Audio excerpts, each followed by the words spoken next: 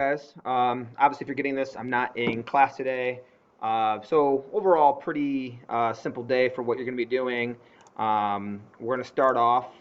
We do have, excuse me, an ed puzzle for you guys to complete. It's called Ed Puzzle 1920s Age of Intolerance. So you'll see that in Google Classroom. So you can actually wait to do that. Let's do the lecture first. So we'll do this. You'll take notes in your guided notes, and then you'll do the ed puzzle. And anytime you have left over, you can work on your projects. All right. All right. So yesterday we left off with the Great Migration and the Harlem Renaissance. Again, so we're kind of telling a story here. The Great Migration, one of the internal migration patterns were millions of African Americans moving south to north to find jobs and to escape racism. And then in that process, you have a place called Harlem, which is in New York, that is going to, showcase African American culture that will ultimately break down barriers. All right, so now talking about today's theme is kind of like the age of intolerance, the racism component of it that they had to deal with. So I want to show you guys a couple pictures here. Now again, if you were to look at this photo and you're looking at how everybody's dressed, these people are posing for a picture here. I'm guessing you're probably going to assume they're at a party, a wedding, a dance, whatever, somewhere where it's fun to be, right? Then you look at this same photo right here. Same thing. They're posing together. You guys are smiling. It was kind of blurry. It was kind of hard to see. Now, these pictures are cropped. I didn't want to show you the whole entire scope of where they were at. But just by looking at it, you're guessing they're dressed nice, they're smiling, or some kind of function. All right, now I'm warning you. What I'm going to show you guys is very disturbing. But I'm showing you guys this to truly understand the mindset about, racism and the mentality that not all people had, but some people had back then. It was, utterly disgusting. So again, here's the photo. Here's this photo. This is what they were actually at. So you see them right here in the corner. These people are, obviously they're at a lynching. So, guys, if you look at these people are posing, this guy right here is pointing to the body. Look how mad he looks. I know it's kind of hard to see. It's kind of grainy. But these people were at what you thought was at a dance or a wedding or a positive function. Look where they're at, guys. This is, this shows how racism was embedded in the culture. In certain aspects of the country, and the mentality to smile and pose for a photo at somebody's death, them being murdered, is something that I can never comprehend. But again, it kind of shows the era and then the intensity in which these feelings persisted. Now, lynchings. You see by this map down here on the lower right hand side of the page, guys.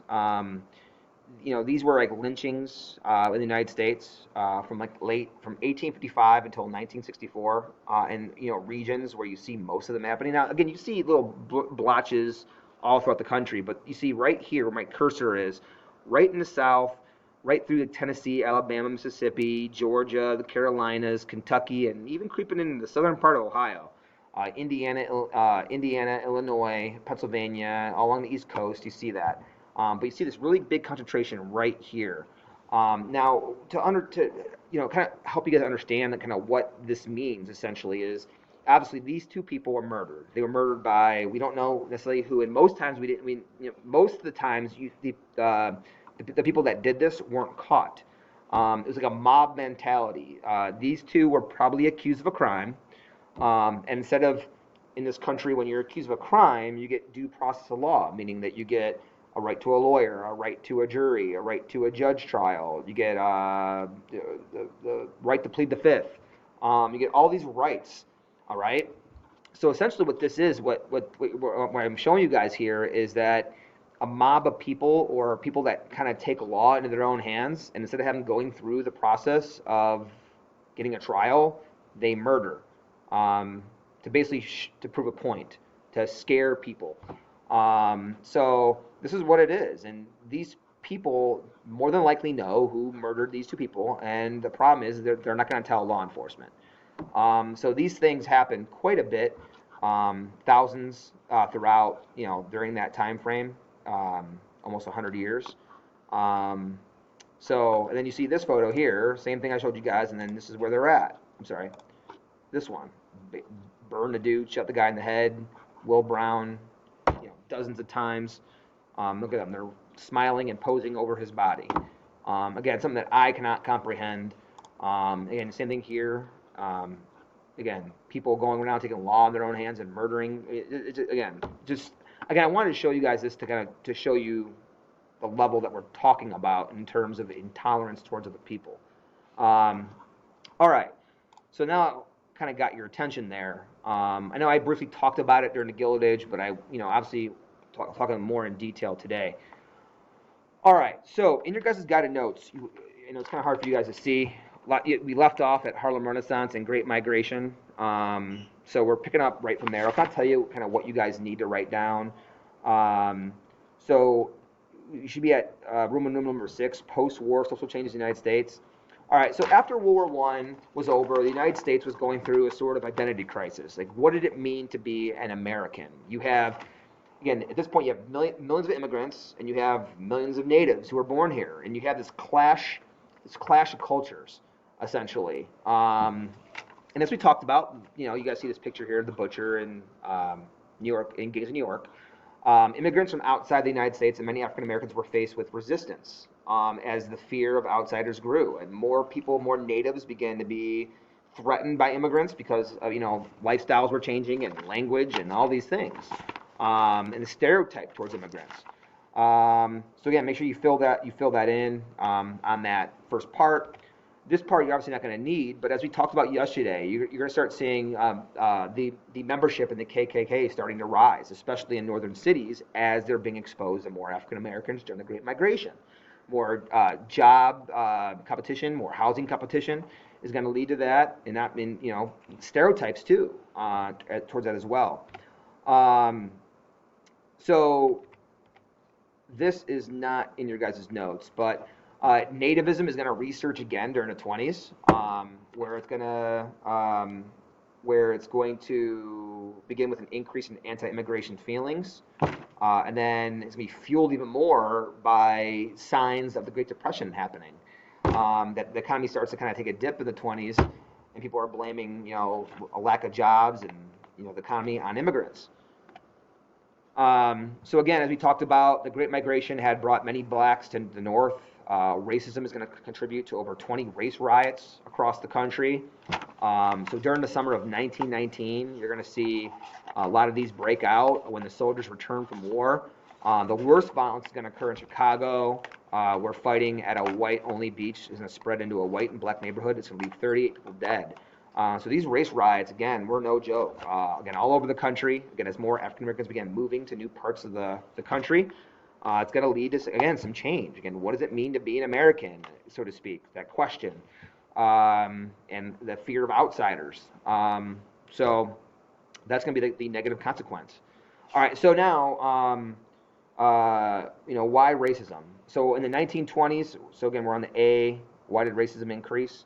In the 1920s, racism and nativism is going to increase. Immigrants and demobilized military men, so as the men come home from war, again, they're competing for the same jobs as these African Americans. And there's going to be a time where unemployment and the cost of living is going to increase too. So again, you have that clash of job competition, and some people are going to turn to like the stereotypes and again, the nativism approach. That outsiders are changing, making things difficult for the natives. All right. So you start having, as you guys will see in the Ed puzzle, you're going to start seeing parades, and you're going to start seeing marches by the KKK in U.S. cities. It'll even go to Washington, D.C., where thousands upon thousands of people of the KKK are going to hold these rallies, these nativist rallies, and again, anti-immigrant, anti-African American, anti-Catholic. So again, here's a picture of that right here in D.C. As you guys see, 40,000 are going to march. All right, so going to B, the second thing, and the Ku Klux Klan under Section A, why did racism exist? So what do you need to do to be a member? It was open to native-born, white, Protestant males, 16 years or older, who they hated, blacks, Roman Catholics, non-Protestants, liberals, unionists.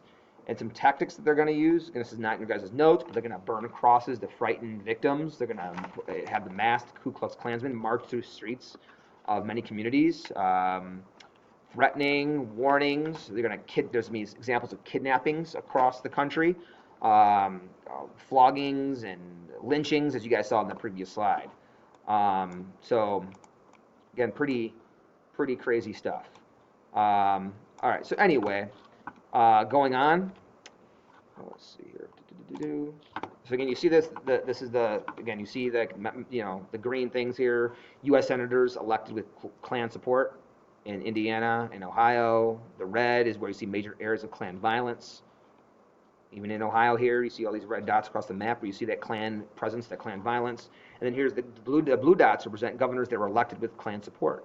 So again, you're seeing the examples of that, how it's going to leak into government. All right. Let's see here. Hold on one second.